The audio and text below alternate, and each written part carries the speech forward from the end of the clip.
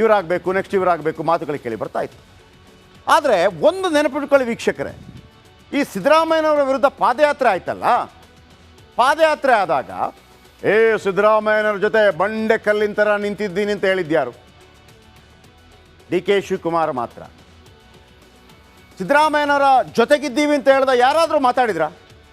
ಏನು ರಾಜಣ್ಣ ನಾನಿದ್ದೀನಿ ರೀ ಸಿದ್ದರಾಮಯ್ಯನ ಜೊತೆ, ಸಿದ್ದರಾಮಯ್ಯ ತಪ್ಪು ಮಾಡಲಿಕ್ಕೆ ಸಾಧ್ಯನೇ ಇಲ್ಲ, ಸಿದ್ದರಾಮಯ್ಯ ಜೊತೆ ಭಾಳ ಸ್ಟ್ರಾಂಗ್ ಆಗಿ ನಿಲ್ತೀನಿ ನಾನು. ರಾಜಣ್ಣ ಮಾತಾಡಲಿಲ್ಲ. ಡಿ ಸಿ ಎಂ ಬೇಕು ಅಂತಿದ್ರು, ನಮಗೆ ಡಿ ಸಿ ಎಂ ಮಾಡಿ ಅಂತಿದ್ರು, ಅಧ್ಯಕ್ಷಗಿರಿ ಕೊಡಿ ಅಂತ ಕೇಳ್ತಾಯಿದ್ರು. ಇದೇ ಸತೀಶ್ ಜಾರಕಿಹೊಳಿ ನಾವು ಸಿದ್ದರಾಮಯ್ಯನ ಜೊತೆ ಸ್ಟ್ರಾಂಗ್ ಆಗಿ ನಿಲ್ತೀವಿ ಅನ್ನುವಂಥ ಮಾತು ಬರಲಿಲ್ಲ. ಸಣ್ಣ ಪುಟ್ಟ ರೀತಿಯಲ್ಲಿ ಬಂದಿರ್ಬೋದು, ಅದು ಲೆಕ್ಕಕ್ಕೆ ಬರಲ್ಲ. ಡಿ ಕೆ ಶಿವಕುಮಾರ್ ಹೇಳ್ದಂಗೆ ಬರಬೇಕು. ಎಂ ಬಿ ಪಾಟೀಲ್ ಹೇಳಿದ್ರಾ? ಇಲ್ಲ. ಜಮೀರ್ ಅಹ್ಮದ್ ಖಾನ್ ಹೇಳಿದ್ರಾ? ಇಲ್ಲ. ಜಾರ್ಜ್ ಹೇಳಿದ್ರಾ? ಇಲ್ಲ. ಮಾದೇವಪ್ಪ ಹೇಳಿದ್ರಾ? ಇಲ್ಲ. ಹೇಳಿದ್ಯಾರು? D K Shivakumar. ಇದು ಪ್ರಾಬ್ಲಮ್ ಆಗ್ತಾ ಇದೆ. ಯಾರಿಗೆ? 5 ಡಿ ಸಿ ಎಂ ಮಾಡಿ, 6 ಡಿ ಸಿ ಎಂ ಮಾಡಿ ಸಿದ್ದರಾಮಯ್ಯ ಯಾರಿಗೆ ಪ್ರಾಬ್ಲಮ್ ಆಗ್ತಾ ಇದೆ ಅಂತಂದರೆ, ಸಿದ್ದರಾಮಯ್ಯ ನಂತರ ನಮ್ಮದೇನಪ್ಪ ಅಂತ ಆಲೋಚನೆ ಮಾಡ್ತಾ ಇದ್ದ ಎಲ್ರಿಗೂ ಕೂಡ. ಅಂದರೆ ಸಿದ್ದರಾಮಯ್ಯನಿಗೆ ಏನು ಅನಿಸ್ಬೋದು, ಅರೆ ನನ್ನ ವಿರುದ್ಧ ಆರೋಪ ಬಂದಾಗ ಬಹಳ ಬಲಿಷ್ಠವಾಗಿ ನಿಂತಿದ್ದು D K Shivakumar. D K Shivakumar ಮೇಲೆ ಇನ್ನೊಂದು ಆರೋಪ ಇತ್ತು, ಅಂದರೆ ಯಡಿಯೂರಪ್ಪ ಫ್ಯಾಮಿಲಿ ಅಥವಾ ವಿಜೇಂದ್ರ ಮತ್ತು ನಿಮ್ಮ ಬಿಸ್ನೆಸ್ ಪಾರ್ಟ್ನರ್ಶಿಪ್ ಎಲ್ಲ ಇದೆ, ಹಾಗಾಗಿ ಜಾಸ್ತಿ ಮಾತಾಡಲ್ಲ ಅನ್ನೋಂಥ ಆರೋಪ ಇತ್ತು ಅವ್ರ ಮೇಲೆ. ವಿಜೇಂದ್ರ ಬಿಚ್ಚಿಡ್ತೀನಿ ಅಂತ ಅದಕ್ಕೂ ಆವಾಜ್ ಹಾಕ್ಬಿಟ್ರು. ಏನು ಮಾತಾಡ್ತೀಯಾ, ನೀನು ಸೋಲ್ತಾ ಇದ್ದೆ, ನಾಗರಾಜೇಗೌಡ ಏನಾದರೂ ಸ್ಪರ್ಧೆ ಮಾಡಿದರೆ, ಈ ಹೇಳಿಕೆಯನ್ನು ಕೂಡ ಕೊಟ್ಟರು. ಸಿದ್ದರಾಮಯ್ಯನಿಗೆ ಅನಿಸ್ಬೋದು ನನ್ನ ಪರಮಾಪ್ತಂತರ ಬಿಹೇವ್ ಮಾಡ್ತಾ ಇರೋದು ಡಿ ಕೆ ಶಿವಕುಮಾರ್. ಪರವಾಗಿಲ್ಲಪ್ಪ, 2.5 ವರ್ಷ ಕಳೆದ ನಂತರ ನಾನು ಕೊಟ್ಟು ಬಿಡ್ತೀನಿ ಮುಖ್ಯಮಂತ್ರಿ ಅಂತ ಕೊಟ್ಟು ಬಿಟ್ಟರೆ. ಕೆಲವರಿಗೆ ಸಿದ್ದರಾಮಯ್ಯ ಮತ್ತು ಡಿ ಕೆ ಶಿವಕುಮಾರ್ ಜೊತೆಯಾಗಿರೋದು ರಾಜಕೀಯವಾಗಿ ಒಳಿತಲ್ಲ ಅಂತ ಅನಿಸ್ಬಿಟ್ಟಿದೆ.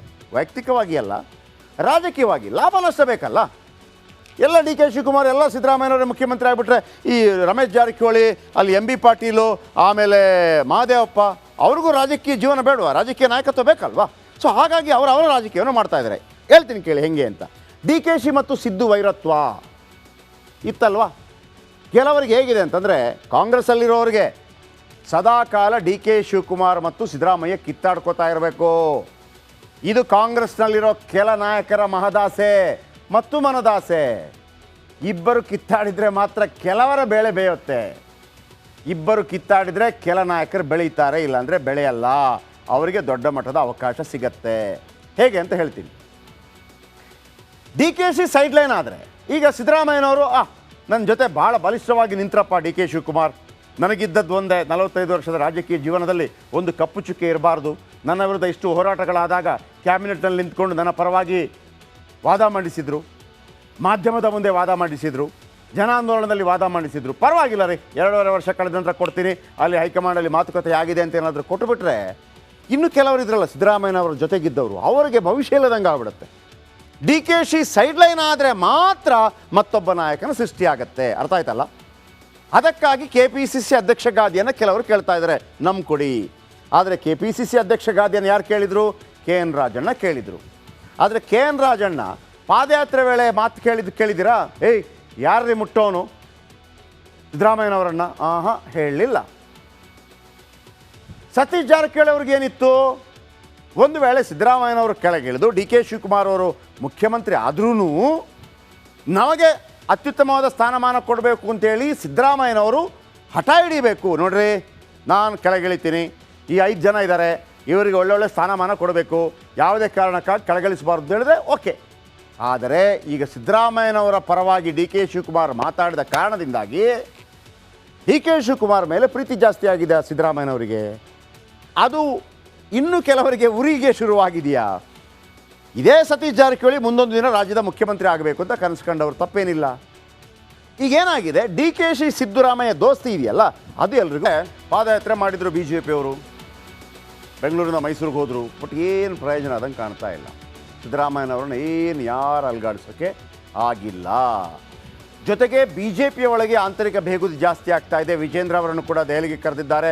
RSS ಎಂಟ್ರಿ ಕೊಡುವಂಥ ಸಾಧ್ಯತೆ ಇದೆ. ಅಲ್ಲಿ ಬಸನಗೌಡ ಪಾಟೀಲ್, ಯತ್ನಾಳ್ ಮತ್ತು ರಮೇಶ್ ಜಾರಕಿಹೊಳಿ ಇವರನ್ನೆಲ್ಲ ಸಮಾಧಾನ ಪಡಿಸುವಂಥ ಪ್ರಯತ್ನಗಳಾಗ್ತಾ ಇದೆ.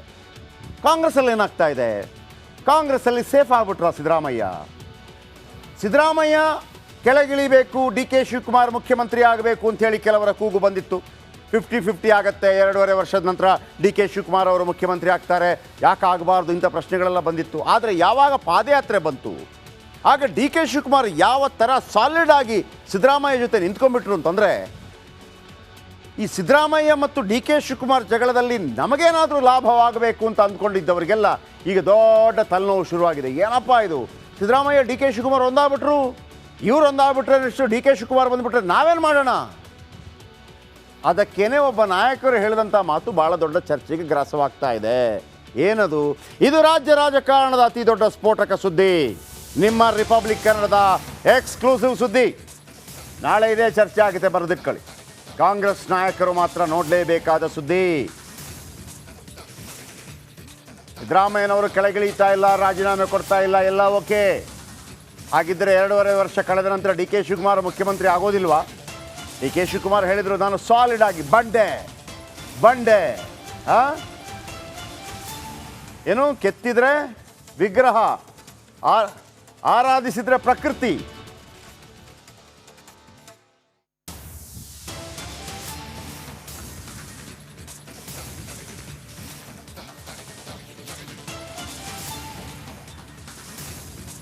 ಇದು ರಿಪಬ್ಲಿಕ್ ಕನ್ನಡದ ಸುದ್ದಿ. ಕಾಂಗ್ರೆಸ್ನಲ್ಲೂ ಕೂಡ ಅಸಹನೆ ಸ್ಫೋಟವಾಗ್ತಾ ಇದೆ. ಅಕ್ಷರಶಃ ಕೆರಳಿ ಕೆಂಡವಾಗಿದ್ದಾರೆ ಒಬ್ಬರು ಮಂತ್ರಿ. ಸಿಎಂ ಕುರ್ಚಿ ಕನಸು ಕಾಣ್ತಿರೋ ಡಿ ಕೆ ಶಿಗೆ ಇವರು ಬಿಗ್ ಶಾಕ್ ಕೊಡ್ತಾರೆ. ಸಿದ್ದು ಆಪ್ತ ಸತೀಶ್ ಜಾರಕಿಹೊಳಿ ಸ್ಫೋಟಕ ಮಾತು. ಸಿದ್ದು ಬಗ್ಗೆ ಹೊಸ ಗುಂಡು ಹೊಡೆದರು ಸಾವ್ಕಾರ್. ಮುಂದಿನ 5 ವರ್ಷ ಸಿದ್ದರಾಮಯ್ಯನೇ ಮುಖ್ಯಮಂತ್ರಿ.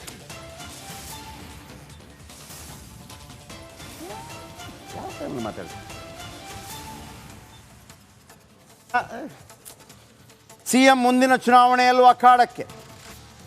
ಸಿದ್ದರಾಮಯ್ಯ ಅವರನ್ನು ಅರ್ಧಕ್ಕೆ ಇಳಿಸಿದ್ರೆ ಸರಿ ಇರಲ್ಲ. ಸಿದ್ದು ರಾಜಕೀಯ ನಿವೃತ್ತಿ ಪಡೆದರೂ ಸರಿ ಇರೋದಿಲ್ಲ.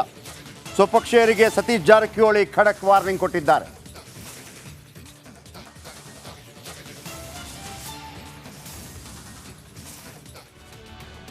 ಏನದು? ಸೌಮ್ಯ ಸ್ವಭಾವದ ಸತೀಶ್ ಜಾರಕಿಹೊಳಿ ನಿನ್ನೆ ನಮ್ಮ ಪೊಲಿಟಿಕಲ್ ಬ್ಯೂರೋ ಹೆಡ್ ವಿಜಯ್ ಅವರಿಗೆ ಒಂದು ಇಂಟರ್ವ್ಯೂ ಕೊಟ್ಟರು. ಆ ಇಂಟರ್ವ್ಯೂನಲ್ಲಿ ಮಾತಾಡ್ತಾ ಒಂದು ಕಡೆ ಸಿದ್ದರಾಮಯ್ಯ ಪರ ಬ್ಯಾಟ್ ಬೀಸ್ತಾರೆ, ಮತ್ತೊಂದು ಕಡೆ ಸಿದ್ದರಾಮಯ್ಯ ಮುಂದಿನ 5 ವರ್ಷಗಳ ಕಾಲ ಮುಖ್ಯಮಂತ್ರಿ ಅಂತ ಹೇಳ್ತಾರೆ. ಯಾವುದೇ ಕಾರಣಕ್ಕೂ ಸಿದ್ದರಾಮಯ್ಯನವ್ರನ್ನ ಅರ್ಧದಿಂದ ಕೆಳಗಿಳಿಸಬಾರ್ದು ಅಂತ ಹೇಳ್ತಾರೆ. ಮುಂದಿನ ಚುನಾವಣೆಯಲ್ಲೂ ಕೂಡ ಅವರೇ ನಿಲ್ಲಬೇಕು, ಲೀಡ್ ಮಾಡಬೇಕು ಅಂತ ಹೇಳ್ತಾರೆ. ಓಕೆ, ಸತೀಶ್ ಜಾರಕಿಹೊಳಿ ಅವರು ಅಚಾನಕ್ಕಾಗಿ ಇಂಥ ಹೇಳಿಕೆಯನ್ನು ಮತ್ತೆ ಕೊಡೋದಕ್ಕೆ ಏನು ಕಾರಣ? ಇದರ ಬಗ್ಗೆ ವಿಸ್ತೃತವಾಗಿ ನಿಮಗೆ ಹೇಳ್ತೀನಿ. ಏನಾಗ್ತಾ ಇದೆ ಕಾಂಗ್ರೆಸ್ಸಲ್ಲಿ, ಬಿ ಜೆ ಪಿಯಲ್ಲೂ ಕೂಡ ಏನಾಗ್ತಾ ಇದೆ ಹೇಳ್ತೀನಿ. ಮೊದಲು ಈ ರಿಪೋರ್ಟ್ ನೋಡ್ಕೊಂಬನ್ನಿ. ಮುಖ್ಯಮಂತ್ರಿಗಳ ಮುಂದುವರಿತಾರೆ, ಮತ್ತೆ ಬೇಕು ನಮಗೆ ಅವ್ರ ನೇತೃತ್ವದಲ್ಲಿ ಇದ್ರೆ ನಾವು ಗಟ್ಟಿಯಾಗಿರ್ತೀವಿ ಅಂತ ಹೇಳಿ ಹಿತಾಸಕ್ತಿಗಳಿದ್ದಾರೆ ಅಂತ ಎಲ್ಲ ಪಕ್ಷದಲ್ಲಿ ಇರ್ತೈತಿ. ಸಿದ್ದರಾಮಯ್ಯರನ್ನು ಕೆಣಕಿದರೆ ಸುಮ್ಮನಿರಲ್ಲ. ಕುರ್ಚಿ ಕಸಿಯೋಕೆ ಮುಂದಾದ್ರೆ ಖೇಲ್ ಖತಮ್. ರಾಜ್ಯ ಕಾಂಗ್ರೆಸ್ನಲ್ಲಿ ಮೇಲ್ನೋಟಕ್ಕೆ ಎಲ್ಲವೂ ಸರಿ ಇದ್ದಂತೆ ಕಾಣ್ತಾ ಇದೆ, ಆದರೆ ಅಂತರಾಳದಲ್ಲಿ ಆಕ್ರೋಶದ ಕಿಡಿ ಕುದಿತಾ ಇದೆ. ನಿನ್ನೆ ನಿಮ್ಮ ರಿಪಬ್ಲಿಕ್ ಕನ್ನಡದಲ್ಲಿ ಮಾತನಾಡಿದ್ದ ಸತೀಶ್ ಜಾರಕಿಹೊಳಿ ಸಾಲು ಬಾಂಬ್ ಸಿಡಿಸಿದ್ರು.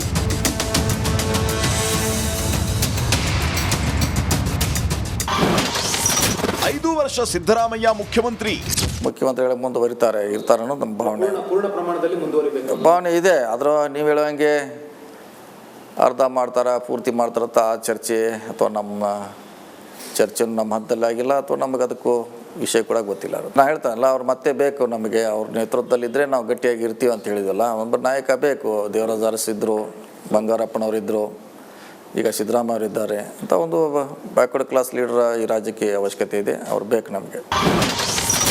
2028 ಎಲೆಕ್ಷನ್ನಲ್ಲೂ ಸಿದ್ದರಾಮಯ್ಯ ಸ್ಪರ್ಧೆ. ಸೊ ಅವ್ರು ಇನ್ನೂ ಭಾಳ ದಿವಸ ನಮ್ಮ ಕರ್ನಾಟಕ ರಾಜಕಾರಣದಲ್ಲಿ ಇರಬೇಕಂತ ನಮ್ಮೆಲ್ಲರ ಆಸೆ ಇದೆ. ಮುಂದಿನ ಚುನಾವಣೆ 28 ನಂತರ ಕೂಡ ಸ್ಪರ್ಧೆ ಮಾಡಬೇಕಂತ ನಮ್ಮ ಇಚ್ಛೆ ಇದೆ. ಅದು ಅವ್ರಿಗೆ ಬಿಟ್ಟಂಥ ವಿಚಾರ. ನಮಗಿದ್ರೆ ಇನ್ನೂ ಭಾಳಷ್ಟು ಐಯಿಂದ ಗಟ್ಟಿಯಾಗಿರ್ತದೆ. ಶೋಷಿತರ ಪರವಾಗಿ ಒಂದು ಗಟ್ಟಿ ಧ್ವನಿ ರಾಜ್ಯದಲ್ಲಿ ಇರ್ತದೆ. ಕರ್ನಾಟಕ ಕಾಂಗ್ರೆಸ್ನಲ್ಲಿದ್ದಾರೆ ಹಿತಶತ್ರುಗಳು. ಒಂದಷ್ಟು ಷಡ್ಯಂತ್ರ ಆಗ್ತಾ ಇದೆ ಅಂತ ಅನುಮಾನ ಸಣ್ಣ ಪಕ್ಷದೊಳಗೆ ಹಿತಶತ್ರುಗಳಿದ್ದಾರೆ ಅಂತ ಅನ್ಸಲ್ವಾ?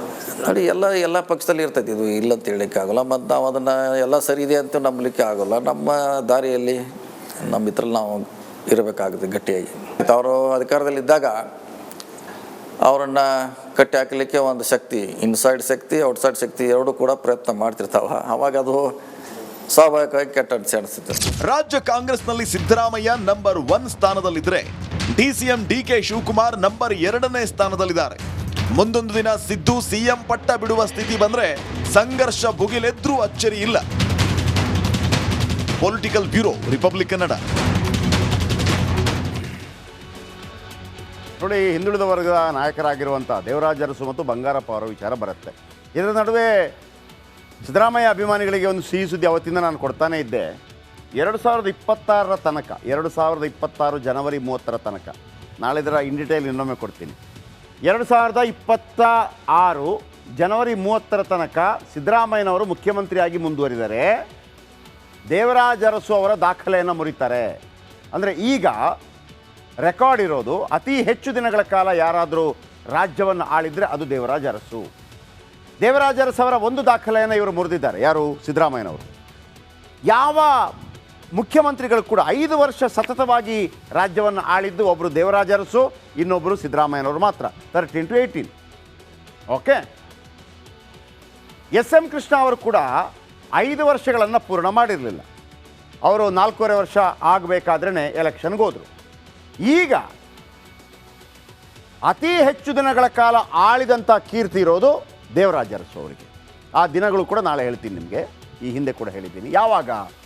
ಜನವರಿ 2026, ಜನವರಿ 26 ತನಕ ಸಿದ್ದರಾಮಯ್ಯನವರು 5 ವರ್ಷ ಮುಂದುವರೆದ್ರೆ ಅದು ಬೇರೆ ವಿಚಾರ. ನಾನೊಂದು ಮಾಹಿತಿ ಕೊಟ್ಟಿದ್ದು, 2026 ಜನವರಿಯ ತನಕ ಇವರು ಆಡಳಿತದಲ್ಲಿ ಮುಂದುವರಿದರೆ, ಅಂದರೆ ಇನ್ನೂ ಒಂದು 16-17 ತಿಂಗಳು, 1.5 ವರ್ಷ ಇವರು ಮುಂದುವರೆದರೆ ದೇವರಾಜ ಅರಸುಗಿಂತಲೂ, ಅಂದರೆ ಇಡೀ ಕರ್ನಾಟಕವನ್ನು ಇಲ್ಲಿ ತನಕ ಅತಿ ಹೆಚ್ಚು ದಿನಗಳ ಕಾಲ ಆಳಿದಂತಹ ಮುಖ್ಯಮಂತ್ರಿ ಅನ್ನುವಂಥ ಹಿರಿಮೆಗೆ ಸಿದ್ದರಾಮಯ್ಯನವರು ಪಾತ್ರರಾಗ್ತಾರೆ. ಆದರೆ ಹೈಕಮಾಂಡ್ ವಿಚಾರದಲ್ಲಿ 50-50 ಆಗಿದ್ದರೆ ಸಿದ್ದರಾಮಯ್ಯನವರು 3 ತಿಂಗಳ ಮೊದಲೇ ಇಳಿಬೇಕಾಗತ್ತೆ, ರೆಕಾರ್ಡ್ ಬ್ರೇಕ್ ಆಗುವುದಿಲ್ಲ. 50-50 ಆಗಿದ್ದರೆ 2.5 ವರ್ಷ ಮತ್ತು 3 ತಿಂಗಳು ಮಾಡಬೇಕಾಗತ್ತೆ. ಈಗ ಈ ನಡುವೆ ಸತೀಶ್ ಜಾರಕಿಹೊಳಿ ಈ ಬಾಂಬನ್ನು ಯಾಕೆ ಹಾಕಿದ್ರು ನಿಮ್ಗೆ ಅನ್ಸಲ್ವಾ? ನೋಡಿ, ಸಿದ್ದರಾಮಯ್ಯ ಮತ್ತು ಡಿ ಕೆ ಶಿವಕುಮಾರ್ ನಡುವೆ ಫುಲ್ ಹೊಡೆದಾಟಗಳಿತ್ತು, ಅಂದರೆ ಕುರ್ಚಿಗಾಗಿ.